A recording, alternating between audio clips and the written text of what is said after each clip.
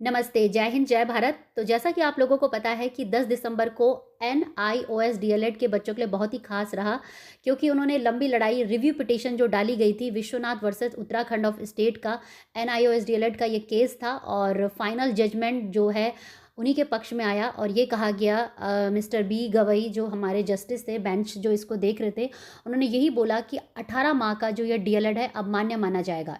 तो detail judgment भी आ चुका है, इसका डिटेल वीडियो मैंने आपके लिए बना दिया है और आने वाली जिस भी सभी राज्यों में जो ये शिक्षक भर्ती होगी वहाँ पे ये मान्य माना जाएगा और जो भी प्रमोशन इत्यादि है सभी जगह जो है इसको वैलिड करार दिया।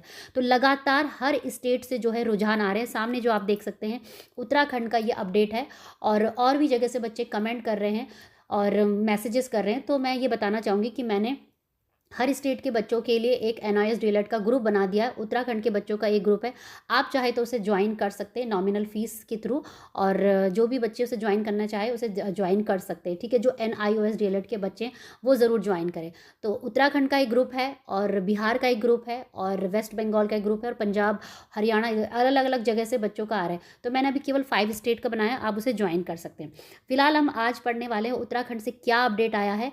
इस जजमेंट की कॉपी जो है सुप्रीम कोर्ट द्वारा सभी के राज्यों को भेज दी गई है और अब ये राज्यों की जिम्मेदारी बनती है, ये राज्यों की जिम्मेदारी बनते हैं कि आने वाली शिक्षक भर्ती में जो है बच्चों को एनआईएस डीएलएड के बच्चों को मौका मिला जाए। यहाँ पे एक अहम प्रश्न जो बार बार मुझसे पूछा जा रहा है उत्तराखंड के बच्चों के द्वारा कि मैम अभी उत्तराखंड में तो 2024 में ही जुलाई में प्राथमिक शिक्षक भर्ती निकली थी, तो उसमें एनआईएस डीएलएड को मौका नहीं मिला, तो हमें मौका मिलना चाहिए। तो क्या अब इस जजमेंट के आधार पर वो पुरानी वाली भर्ती में कुछ हो सकता है या हमारे को जो सेकंड चरण वाली भर्ती है उसी में मौका मिलेगा? तो सारे सवालों के जवाब भी मैं दूंगी और बाकी बिहार का क्या अपडेट है वो भी इसी वीडियो में मिलेगा और जजमेंट का भी छोटा सा क्लिप मैं आपको दिखा दूंगी सो दैट कि आप इसे अच्छे से समझ लीजिए। ठीक है, तो चलिए मैं आगे बढ़ते हैं। इसमें सबसे पहले हेडलाइन हम पढ़ लेते हैं।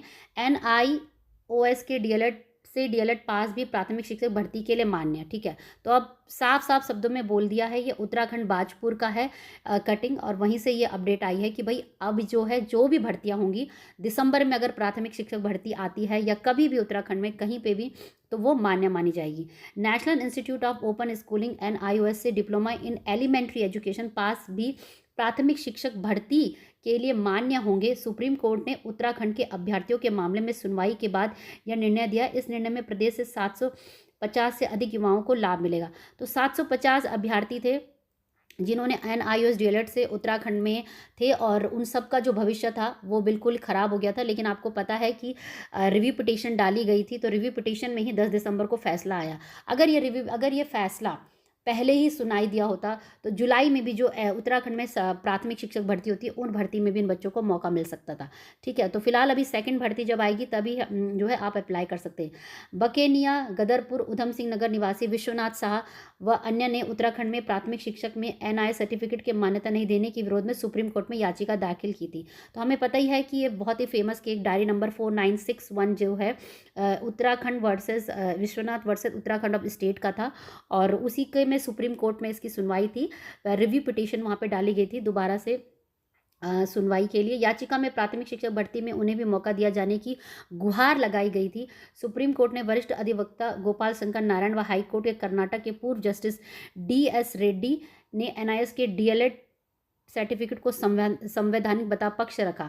जस्टिस बी.आर. गवाई और प्रशांत मिश्रा की पीठ, जैसा कि मैंने शुरू में बताया था, जस्टिस बी.आर. गवाई जो थी उन्हीं की बेंच ने जो है इसमें अहम फैसला दिया, डीएलएड को वैध माना, साथ ही किसी भी सरकारी नियुक्ति में आवेदन व प्रमोशन के लिए पात्र भी माना। तो ऐसा नहीं है कि आपने डीएलएड किया है यहाँ से और तो आप प्रमोशन के लिए भी जो है आप इसमें मान्य माने जाएंगे। ठीक है, और एनओएस डीएलएड उत्तीर्ण 750 से अधिक अभ्यर्थी है जिन्होंने वर्तमान में यूटेट भी पास किया है और 2020 में प्राथमिक शिक्षक भर्ती में शामिल होने की प्रतीक्षा करें।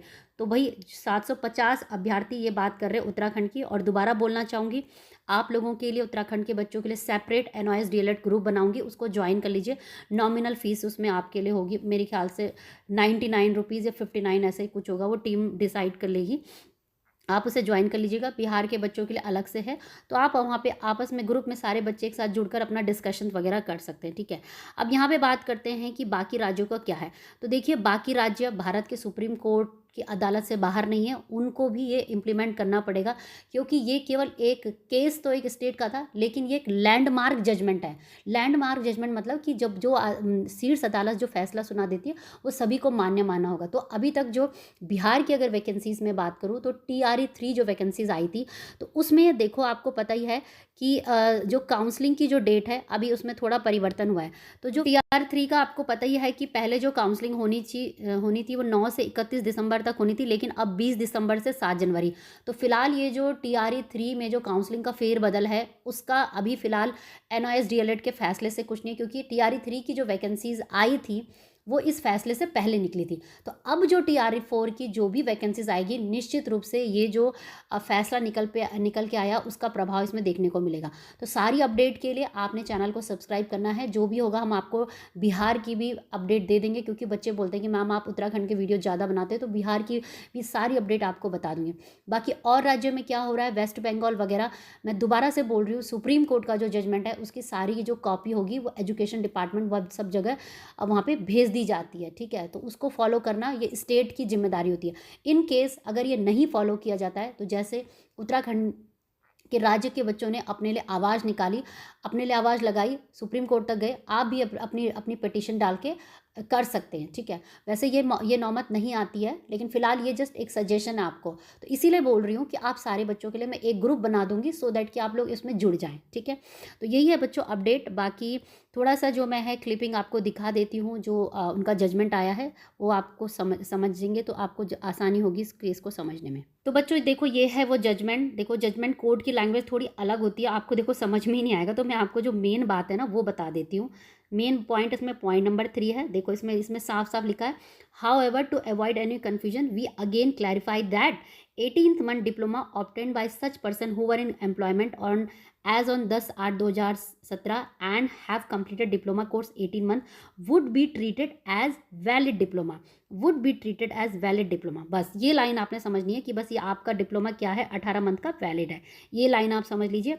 और दूसरा प्रश्न आप लोगों का कि भाई स्टेट में होगा या नहीं, तो उत्तराखंड के राज्य ने तो अपनी न्यूज़ छाप दी है, अब आपके स्टेट की बारी है। तो स्टेट का सुप्रीम कोर्ट ने बोला है needless to state, needless to state इसका मतलब होता है कि मतलब हर स्टेट में जो है ये मान्य माना जाएगा, और हर जजमेंट जो है आपके लिए जो है ये इसमें वैलिड होगा, इफेक्टिव होगा from the date of pronouncement. तो भाई आपका 10 दिसंबर को ये न्यायालय ने फैसला सुना दिया था, तब से ही जो है ये अब आपके लिए लागू होगा। तो 10 दिसंबर के बाद जितनी भी भर्तियाँ आएंगी सब जगह ये लागू माना जाएगा।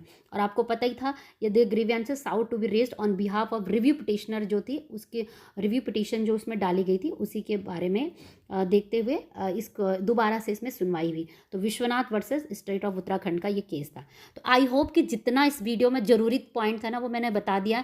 बाकी चैनल को सब्सक्राइब कर लेना, अपडेट मिलती रहेंगी। और एक ग्रुप आप लोगों के मैं बना दूंगी व्हाट्सअप, उत्तराखंड के बच्चों का अलग है और बिहार के बच्चों का अलग है, वेस्ट बंगाल और बाकी स्टेट की अगर कोई है तो आप कमेंट कर देना, इसी वीडियो में मैं आप लोगों के लिए ग्रुप बना दूंगी जो कि एक नॉमिनल फीस पे होगा, ठीक है। तो आई होप कि बच्चों लगातार आपको अच्छी अपडेट मिल रही होगी शिक्षा जगत की तमाम खबरों के लिए, पढ़ने लिखने आगे बढ़ने के लिए आप हमारे चैनल को सब्सक्राइब करके जा सकते हैं। वीडियो को देखने के लिए बहुत बहुत धन्यवाद। जय हिंद, जय भारत।